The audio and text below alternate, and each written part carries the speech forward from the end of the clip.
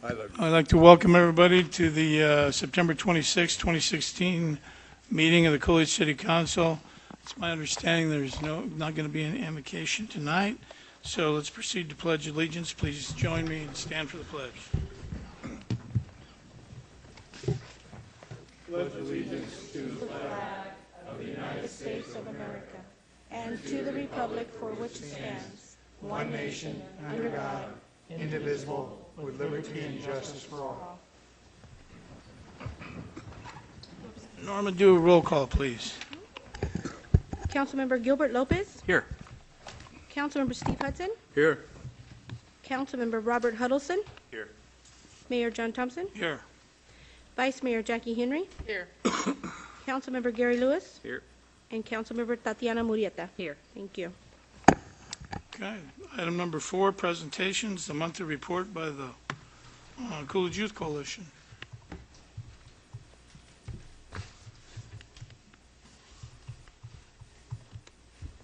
Hello, Mayor, Council members. My name is Mandy Alexander, Project Coordinator for the Coolidge Youth Coalition. CYC is finaling logistics for our Night in the Garden fundraiser on October 15th from 6 to 8 p.m. at the Avocado Nursery. We have received many great donations, raffle prizes, and auction items from the community. We would also like to thank each of our sponsors. Each contribution is more than appreciated and will help our kids in Coolidge stay safe, healthy, and drug-free. We would like to give a shout out to APS, TransCanada, Home Depot in Casa Grande, Ace Hardware in Coolidge, Fee Air Medical, which is Air Evac 9, Pinal County Attorney's Office, Print and Pack, Coolidge Police Department, Shopes, and Simpatico Integrated Care. CYC would like to give special recognition to Home Depot and Casa Grande. They donated 250 bags of brown mulch to our CYC garden at the Avocado Nursery. We cannot say thank you enough to Craig and Hector and to all their amazing staff and volunteers who came out a couple Saturdays ago and helped spread all of the mulch. It was quite an ordeal. They had like 20 of them there. We are very thankful for their generous donation and for giving to our Coolidge kids and our nonprofit organization. Speaking of our CYC garden at the Avocado Nursery, it is absolutely thriving now that the weather has cooled down. Our kids have spent the past couple Saturdays out there helping with planting, cleanup, and designing some artwork. CYC will have a booth at the Avocado Nursery's Creative Market on October 8th from 8 to 12. Our kids will be selling fresh produce and herbs right from the garden, rare cactus, succulents, handmade arts and crafts, salsa, baked goods, and a lot more. And right after that, we are heading to Coolidge Days.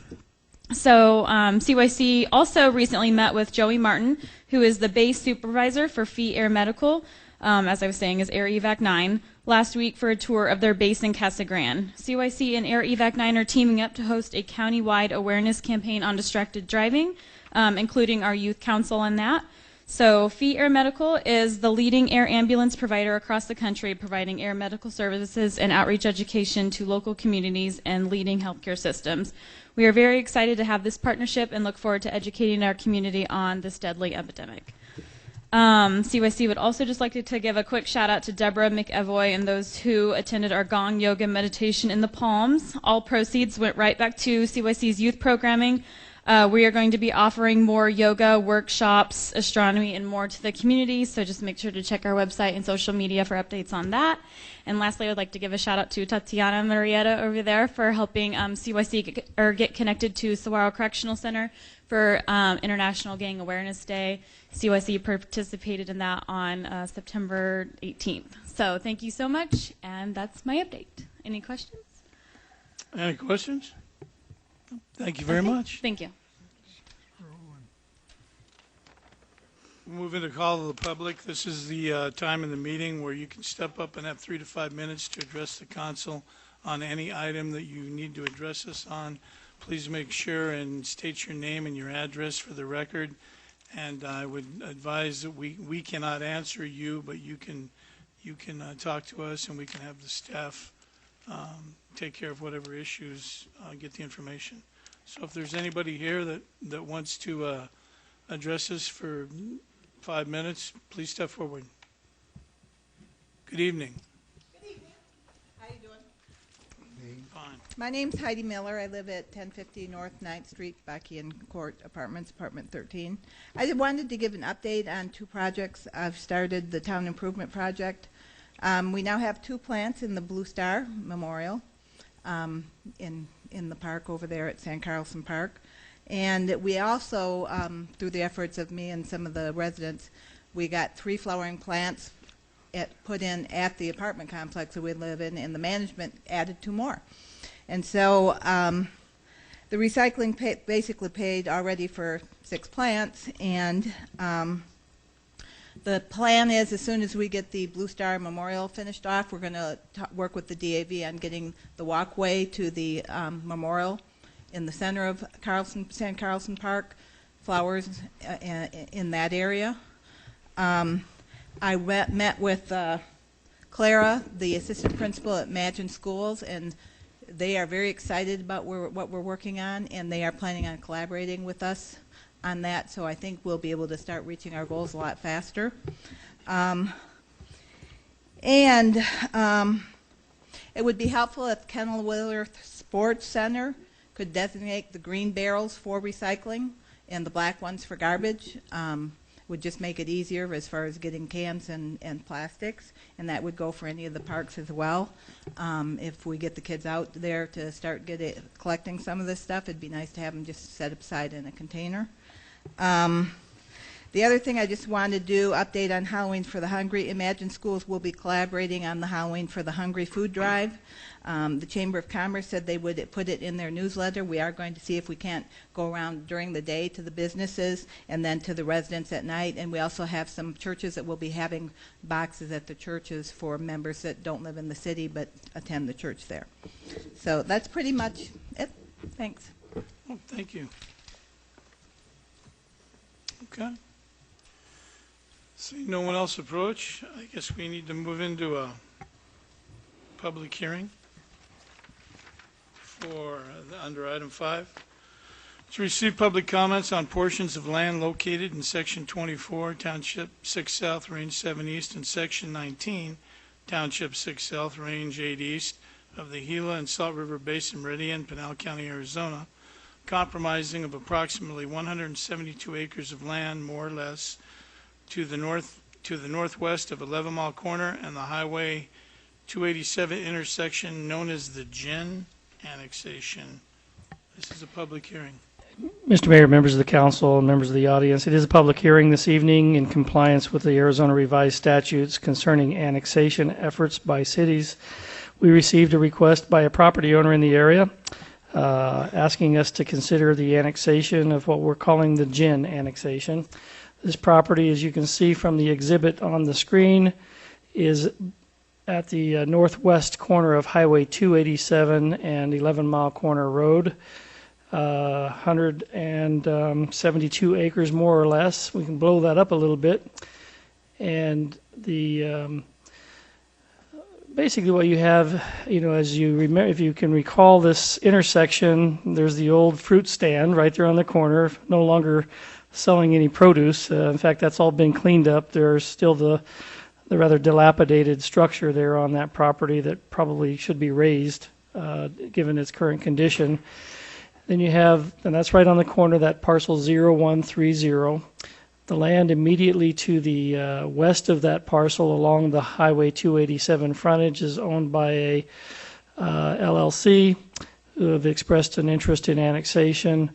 Lands to the north, those 2 larger parcels, just make a connection back to 11 Mile Corner. The area that's depicted on the far right edge of that exhibit in the diamond pattern, that's the current city limits boundary. So you can see how this annexation relates to our existing city limits. The gin, the old cotton gin, is on the largest parcel on this exhibit, which is the parcel 004, right in the middle of the annexation area. The old cotton gin that's there, it's been out of production for some time. Most of that land is vacant. And then immediately to the west of that is land that is currently being used for dairy operations and also a medical cannabis grow facility on the back of that property in a large metal building. That facility was previously permitted through Pinal County Planning and Zoning. They obtained a special use permit to put their grow operation in that metal building. I believe that was the Sidewinder Dairy case that that this property is involved, that's involved with this property. We tonight are just conducting a public hearing to receive comments by those property owners that were notified of this public hearing this evening, to consider their questions.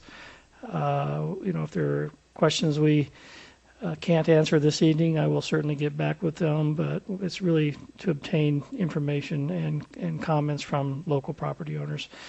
Following the public hearing this evening, we did record this blank annexation petition with the Pinal County Recorder's Office, and should the following this public hearing within the last this is the last 10 days of the 30-day waiting period from the time we recorded the blank petition. After 30 days, we can begin circulating the annexation petition to these property owners. If the city receives more than 50% of the land value, more than 50% of the property owners owning land and value in this area, we can then bring the ordinance back to the mayor and council for final consideration. Looking at this area, this isn't something that we initiated, that we came up with. It was really initiated by property owners that had an interest in annexation.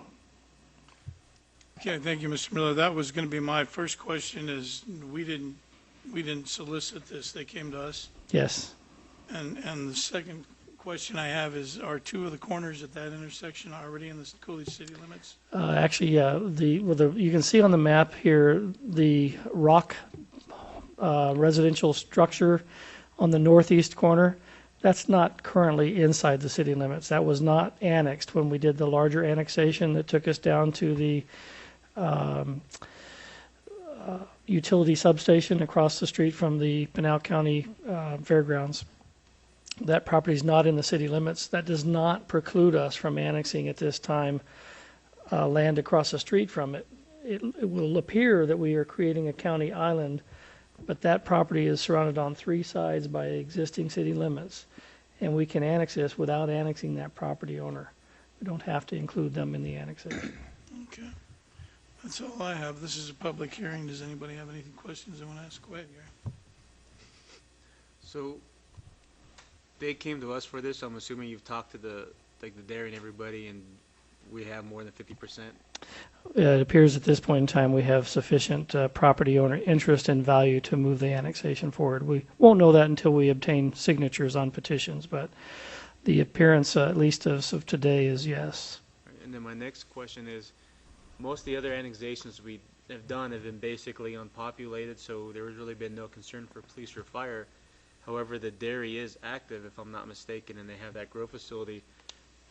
Knowing, because I drive to that area normally, the response time is rather long, especially for our fire department and their bigger vehicles who don't go as fast as the smaller ones.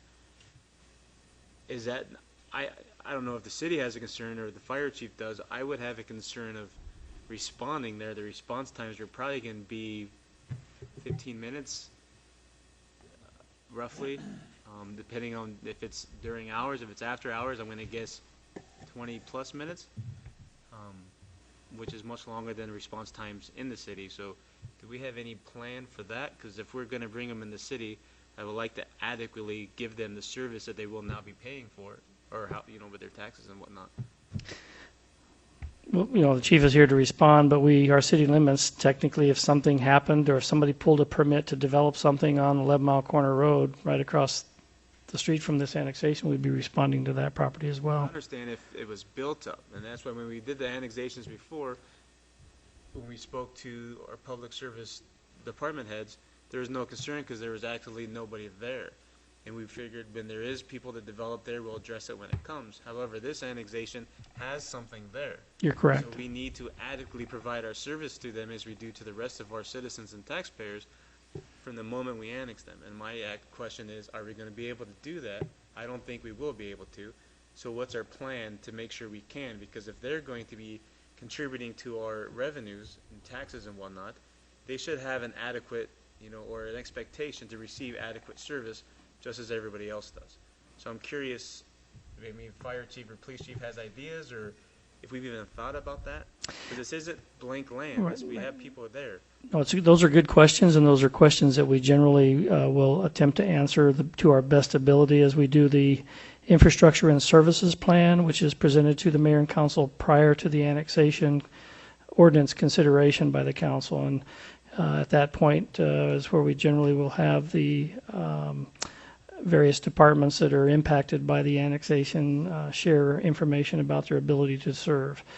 Not all areas within the current city limits have the same response time for fire. You know, there are areas, Martin Valley has a different response time than other areas that are closer to the city fire station. So not all areas are equal depending on where they are from existing services.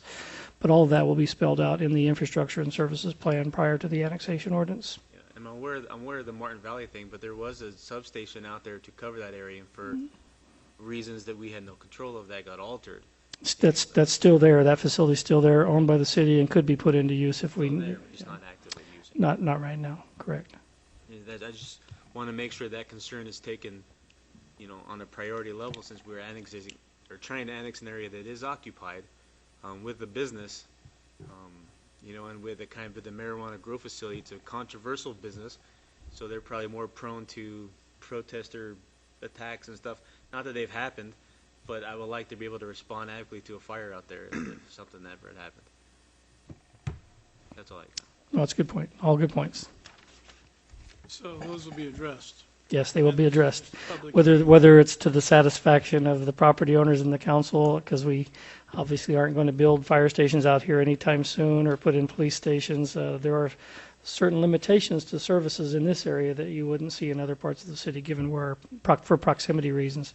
There's no sewer line, for instance, out here, so anybody that wanted to develop this property would have to find a way to either finance the cost of sewer line extensions to serve their property here, or would have to come up with another solution.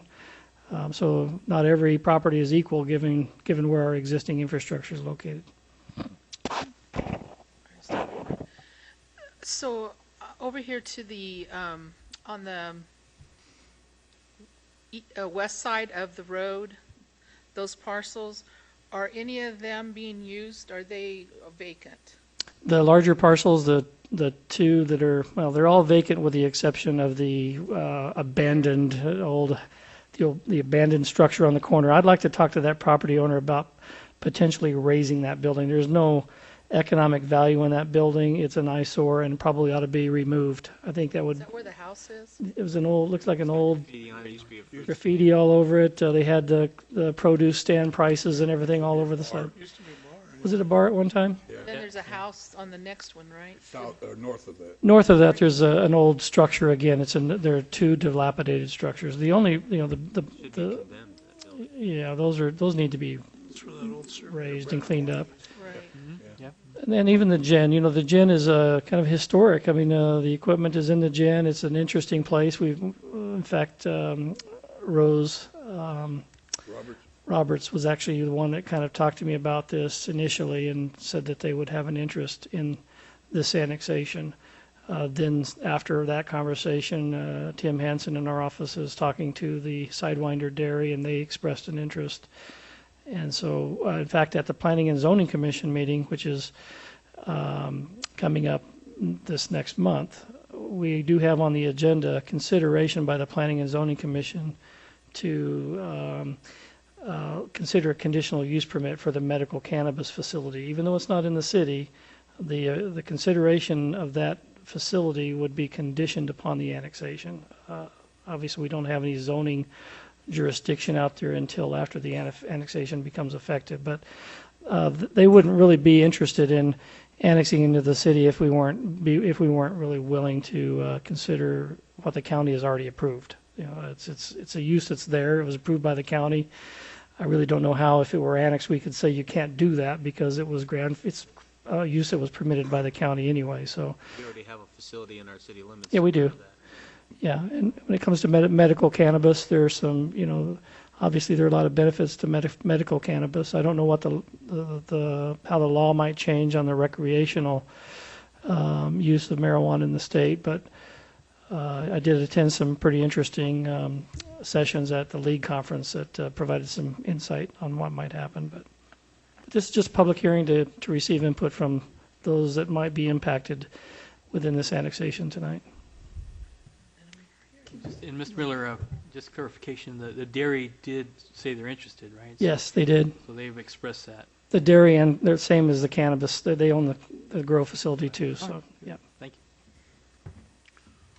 you. Okay. This is a public hearing. Anybody from the public? Anybody else up here? Okay. Do we need a motion to get out of this? Or Close it. Want to close it, Mr. Mayor? close the public hearing? The public hearing is not closed. Business items for consent. If there's any that anybody wants to get pulled off, let me know so I can take them off there before I read them. 6. 6. Anything else? Okay. Item number 7, consider approval of entering into an intergovernmental agreement number 2016-01 regarding reimbursement of salary, overtime, and employee-related expenses incurred due to the Coolidge Police Department's participation in the Pinal County Narcotics Task Force ACJC grant number DC-17-010. Item 8, consider approval of entering into an agreement between the State of Arizona and the City of Coolidge Police Department for continued participation in the Arizona Law Enforcement Support Officer Program. Item 9, resolution number 16-24, a resolution of the mayor and the city council of the City of Coolidge, Arizona, authorizing submission of an application to the Arizona State Library Archives and Public Records for state grants and aid grant funds to be used towards the cost of construction for a patio and purchasing security cameras, authorizing the mayor to sign the application, contract, and grant documents for receipt and use of these funds, and authorizing all actions necessary to implement and complete the activities outlined in said application. And item 10, consider approval of adopting the drug and alcohol policy as required by the Federal Transit Administration for transit funding. Okay, and there is a resolution in there. So is there a motion? Motion to approve all items is read. Okay, is there a second? Second. Okay, motion is second. Norma? Vice Mayor Henry, Yes. Councilmember Lewis, Yes, ma'am. Councilmember Murrieta, Yes. Councilmember Lopez, Yes. Councilmember Hudson, Yes. Councilmember Huddleston, Yes. and Mayor Thompson. Yes. Thank you. Item 6, resolution number 16-23, a resolution of the mayor and the city council of the City of Coolidge, Arizona, accepting the 100 Club Safety Enhancement Stipend Award in an amount not to exceed $9,000 for the purchase of 3 sets of personal protective gear for the fire department and authorizing the purchase of such personal protective gear. Councilmember Lewis? Yeah, good evening, Chief. We've discussed this previously, correct? That we were going funding for this? This is grant funding that is in excess of what we discussed last Monday, or the last meeting for the capital funds, capital improvement funds. Okay, so these 3, was it 3 turnouts we're going to purchase? Yes, So that's on top of what we discussed last time? right. Now, are we purchasing and then asking for, they're going to refund us once we purchase it, or are they just giving us 9,000 and we can't exceed that? They have approved 9,000. I can only get 9,000 back from them. So we'll move forward with the purchase of 3 full sets. The price has increased a little bit since when they approached me, I provided them a letter saying, yes, we'd like to get the other 5 sets, because about a year ago, we asked for 10 sets and we got 5. And so I provided them a letter that we'd like to get the other 5, and they've approved 3. So we will move forward with the purchase of 3 full sets. And what's roughly the price for those 3 sets? Is it going to be under the 9? Actually, I believe we're going to be,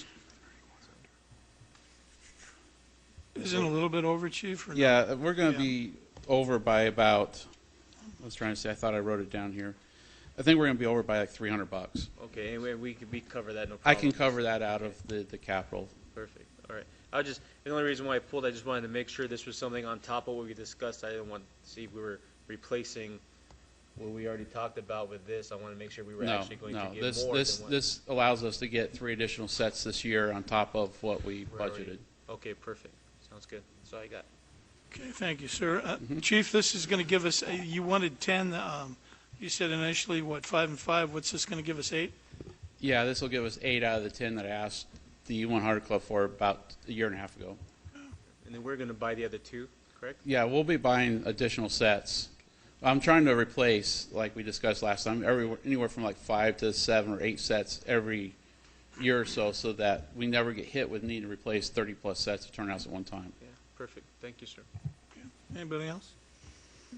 Motion to approve it as read if there's no other questions. Motion is second. This is a resolution, Norma. Yes. Councilmember Huddleston? Yes. Councilmember Hudson? Yes. Councilmember Lopez? Yes. Councilmember Murrieta? Yes. Councilmember Lewis? Yes, ma'am. Vice Mayor Henry? Yes. And Mayor Thompson. Yes, Thank you. thank you. Thank you. Moving into business under regular items. Consider approval of authorizing the application to the Sun Corridor Metropolitan Planning Organization for Strategic Transportation Program, STP funds, one on Block AN project from 9th Street to Kenworthy, and the second on Coolidge Avenue from Carter Court to Cabot. Suzanne? Good evening, Mayor, Vice Mayor, and council members. We were advised at the TAC meeting, it was probably about 4 weeks ago, that there was some money still available within the STP funding to basically apply for. Our last application was that enhanced the Main Street project, so we got another $350,000 basically on Main Street in that program. What they now have is some money that is available in 2018 and on that we can apply for. Up before you on this screen is an excerpt, 2 excerpts out of the RTP that was prepared by the Sun Corridor MPO. And based off of the way these projects are supposed to float in is that they're wanting really to put a lot of their money in a preservation project. Modernization would be maybe adding a curb gutter sidewalk. Expansion would be adding some additional lanes.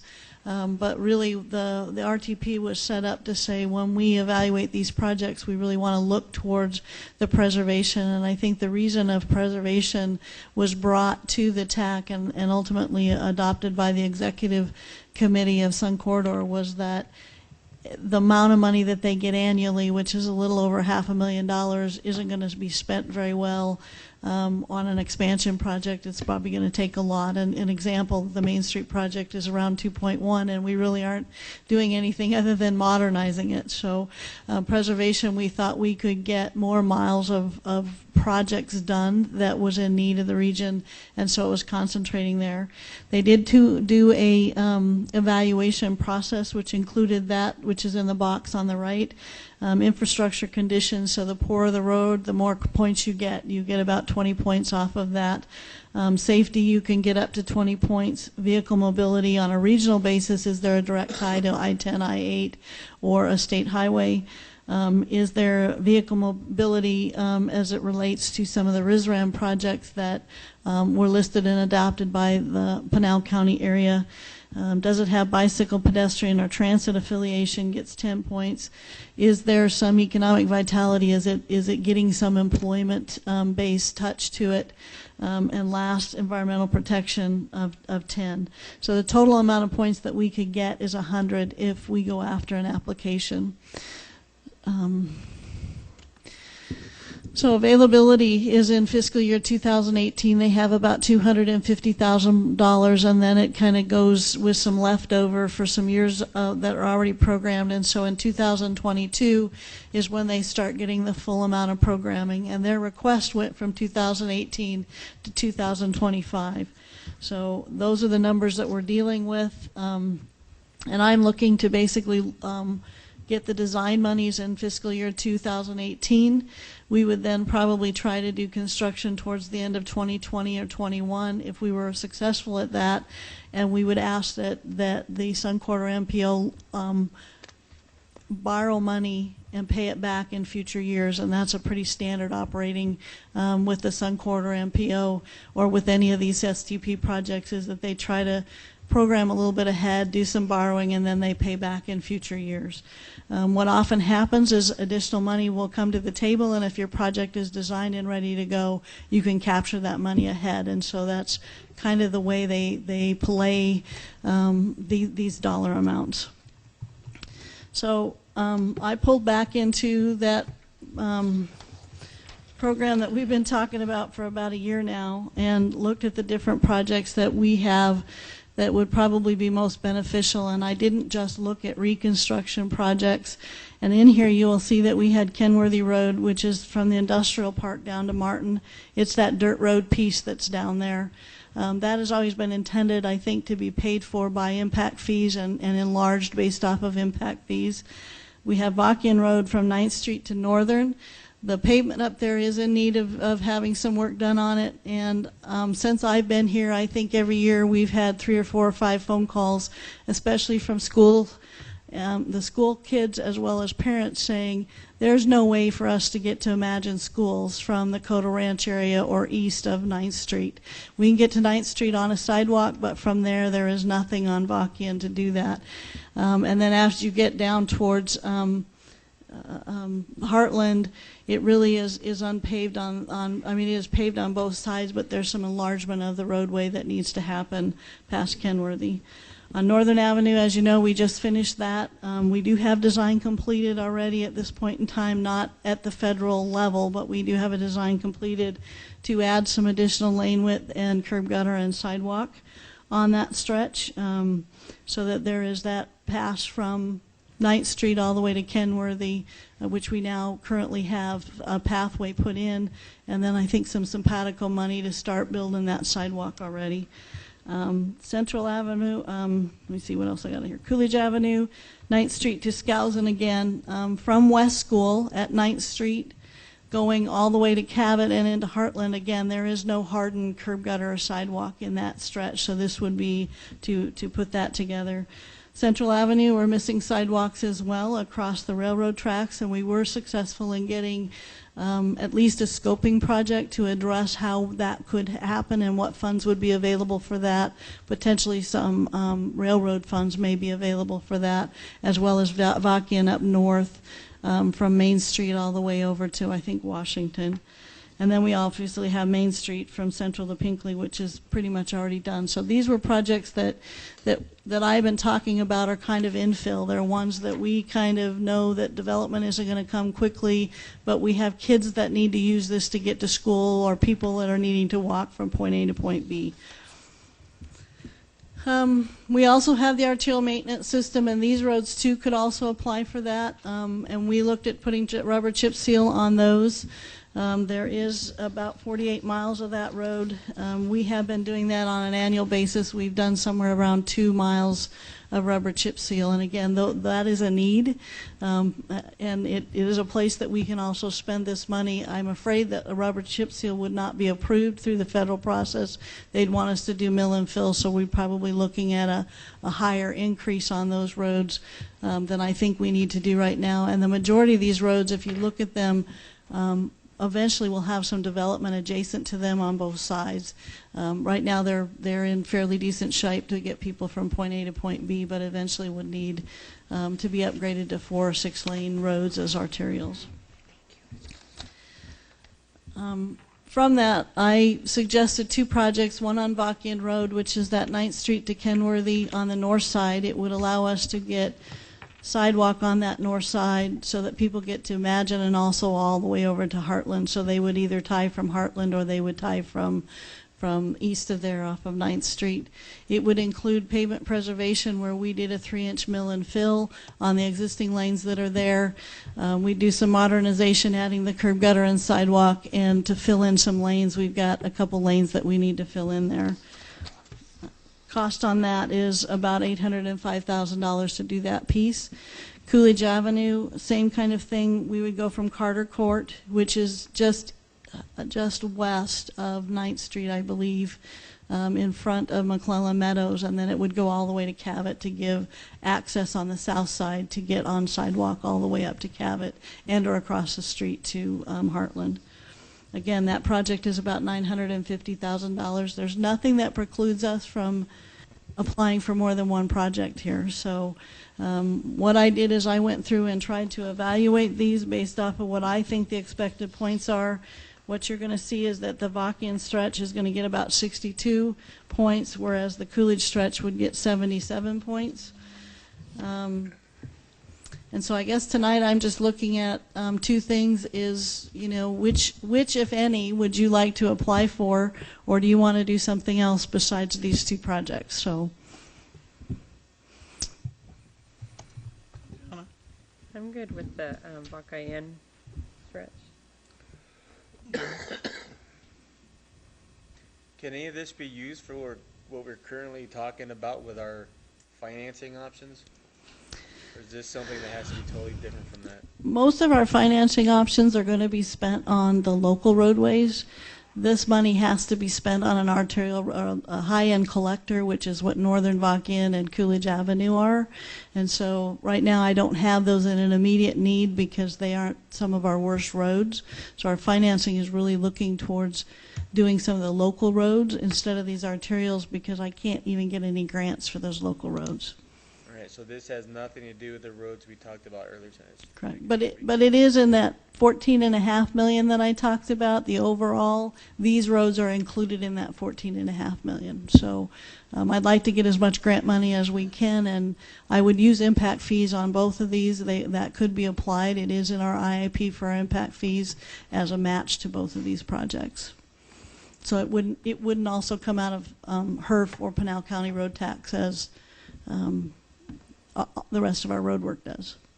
Is the money the grant should be for this, are they enough to cover? Like, how much would be out of our own pocket? What I'm sure you I said looked it, but I at, was kinda lost a I little guess bit. I thought I had that in here, but I guess I don't. What we would more than likely do is ask to do the design in 2018 and then try to combine a 2022 and 23 and get a portion of that to finish a full project. Right. So I would be asking to get it fully funded with just our match of 5.7%.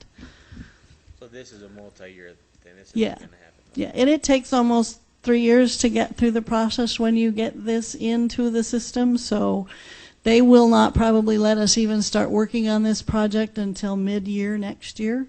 And then probably the earliest that we could go under construction on it is 2021. All right, yeah, I'm fine with both. Fine with both.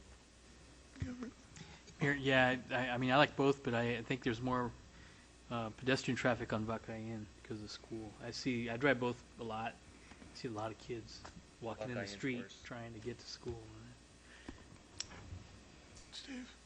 I would, if you can apply for both of them, I'd apply for both of them and see which one we get. Okay, You said our match is 5.7%, 5.7%. which comes out to what? Oh, I knew you were going to ask me that question. I had it figured out. Just a minute. So our match total on this would be for Vakian $46,000 basically, and for Coolidge Avenue about $54,000. So it's a little over 110,000, 111,000 total. And I think we have about that sitting in our impact fees right now. That'd be money well spent. You good? I got another Still question, John. Are you done? Go ahead, Gary. So, I didn't think about this till Steve and Rob said something. So each of these projects, the amount we're asking for 2 separate projects, with the Correct. hopes that we'll get maybe at least one? Correct. Is that why we're doing 2? And we may end up getting both. What'll happen is the other agencies, being Pinal County, which typically has not asked for any projects, and I suspect they will not apply for any again. But usually we will compete then against Eloy and Casa Grande. What has happened is we got Main Street. Both Eloy and Casa Grande have gotten projects before this 2018, well, in the 2019-20 realm. That's why those numbers are so low. And it's kind of our turn by the time we get to that bottom number, and they like to try to get that design in ahead of time. So it may very well be that our scores will come in high enough for us to be able to get one of those two, if not both. If we just ask for one, will we be able to get more funds? I don't think so. 'Cause- And I asked again, because of I would Buckeye. bring those projects all the way down to 2025, just so that I mean, when you look at that, there's almost $2 million there, which would fund both projects. I was just asking because I know Buckeye Inn, at least from 9th Street to maybe Skousen, is terrible. So if we could do one project and ask for more to completely do that, that's why I was asking. But if that's not a factor, then both is fine. But I know Buckeye Inn should be, I think, that priority because with the school and stuff. And I drive that 20 times a day, and that road is just horrendous down there. Right. Even with the new development, there's a small stretch with a nice road, and the rest of it's terrible. Right. So are you stating going all the way to Skousen? No, I'm just saying, I'm just pointing out that from around 9th Street to Skousen, it's bad. I don't know how far you want to go, whatever's within, our. We're going to just go to Kenworthy is where we would go. So, Now that covers in front of the school? yes, and Imagine School. So that takes us from Coda Ranch on the north side there, a little bit east of there, all the way over to Kenworthy, which would hook you up to at least the east side of Heartland. Okay, and that's the Yeah. worst part. Okay. And yes, I would love to do something down there from Northern to Skousen, because that is kind of a really weirdly put together intersection down there. We will try and do some of that with our own forces with some of these financing dollars to kind of get that fixed. Okay.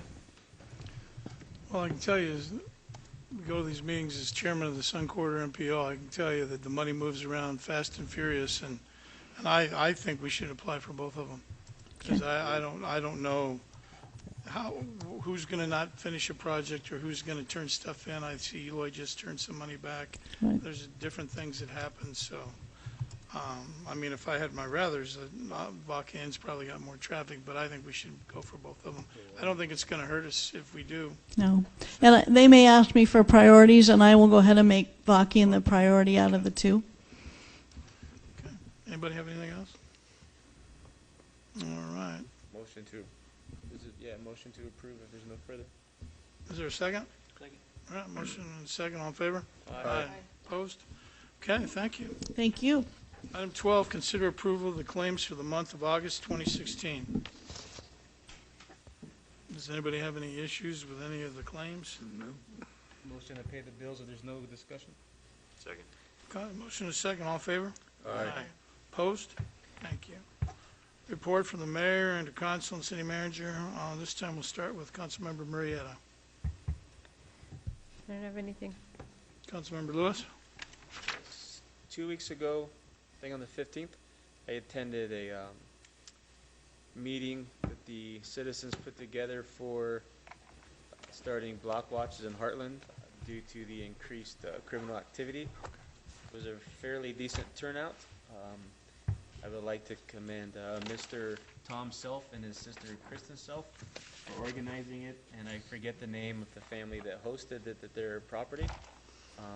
Officer Martinez, Ralph Martinez from the Coolidge PD was there, as long as Sergeant Duran provided great information.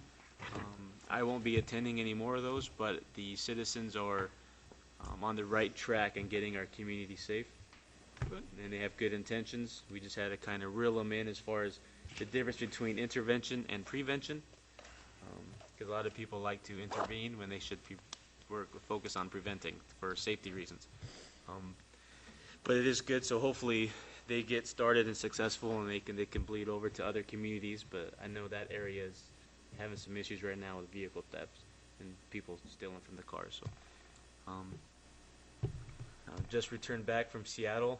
My son competed in a CrossFit competition there, took 5th place, represented the city pretty well. So should be proud of it. That's it. Thank you. Vice Mayor? I attended the program that the CYC put on the, what was it, the 19th, Tatiana? Yeah. The gang seminar in Saguaro, it was CCA. Did a really good job. They had their dog there and everything, and I just want to thank them for bringing that to our community. the Citizen Watch that Gary's talking about, I just think is a great idea. I'm so thankful for citizens, private citizens that take it on themselves and say, let's be responsible for our own neighborhood instead of going to government. It's the way we ought to think, and it's excellent. Good job. I Steve, have nothing to add. Gilbert? Mayor, I'll be attending the league budget meeting coming up. I think it's next week. And so I'll call you if anything weird comes up. We haven't anticipated, so thanks. Thank you. Mr. Miller?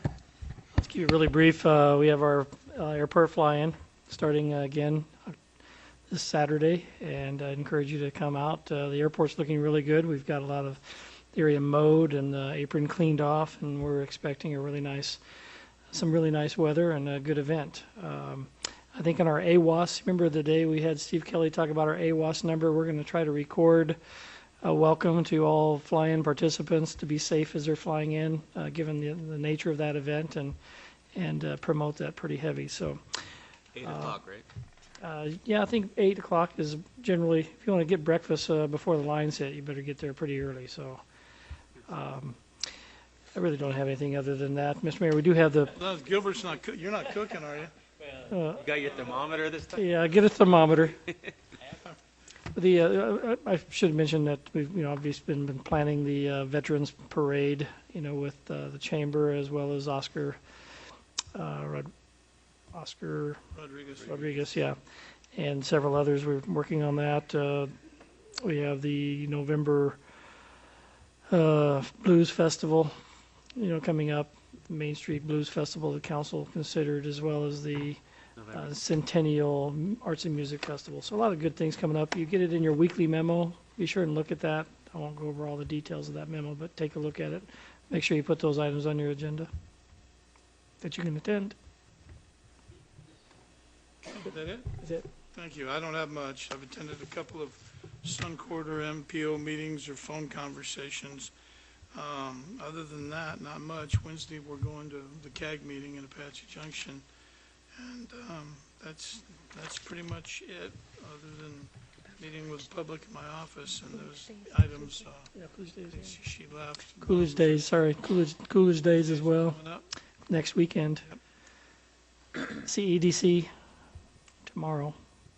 Homecoming this weekend. Lots of things on the agenda. Just take a look at it all. We did have that bid opening. We did. We had actually not a bid opening. It was a pre-proposal conference for anyone that was interested in developing the downtown property, the former Cohen property. It was a mandatory meeting for anyone that was interested in developing or putting forth a development proposal. We did have one party show up, and we'll be working with them to move forward on a proposal for the council's consideration. So, okay. Does anybody else have anything? Go ahead. I know in the call to public, we weren't allowed to ask her questions, but she mentioned something about recycle bins at the sport complex down here at Kenilworth. Is if we can label something about recycle bins. Yeah, Is she that did. because they want to go and collect the recyclables there on the city program Well, that we have going on? she is kind of working independently. Mr. Miller, I think you've met with her. I know I have. I did. I met with her. She's got a lot of good ideas. We're going to try to work with her on, obviously we like to all encourage recycling, and but there's still a lot of work to be done. I know Susanna Struble will be coming in with a report Yeah, I in think the her near efforts future on are that. great, but I was just confused on if she was going to the city's recycle bins and taking the recyclables from there, and that's why she wanted the park one labeled, because I wasn't sure if that was going to be a conflict for the city. Well, she wants recycling, citywide. Okay. And so I think what her intent was here is, if we have garbage cans at our parks, there should be one for recycled materials and one for just garbage. Just for the intent of recycling To material, put it not in, for her to collect. no, not for her. Okay. I But, don't want to use city resources no, for as private. a matter of fact, we're gonna have to have a meeting with our public works director on this recycling, because the whole concept has changed, and they're not getting as much for the recyclable materials. The county plays a big part in our recycling here in Coolidge, and they're pretty much, they've changed their whole position on recycling. So there's a lot of exterior things coming into our recycling, so we have talked about maybe doing some recycling in a target area. And I've been asked a lot about our Maybe, bin. you know, one of like, a place like Carter Ranch is small enough that we could do it with some inmates and maybe get it done to see how it's working, but it may cost us a lot more than it would have cost us even a year ago in light of the fact that there's just no money in this stuff that would be collecting to even try to recover any of the costs. So there's a lot of ifs, ands, or buts, but she was here basically on behalf of herself and a few of the people in her apartment complex. They will also be talking to people about on Halloween, instead of giving candy, they're going to come, they've got volunteers and come to get boxes of food for the veterans, so. Yeah, I was just confused on her recycling bin at the park comment, and we couldn't ask her questions, so I just. No, that's what that's about, but we can call you when we have the meeting, because I'm sure we will have a meeting in the near future. Hold on. Anybody got anything else? Nope. Okay, motion. Motion to adjourn. Second? Okay, motion and a second, all in favor? Aye. Opposed? We're adjourned, thank you for coming.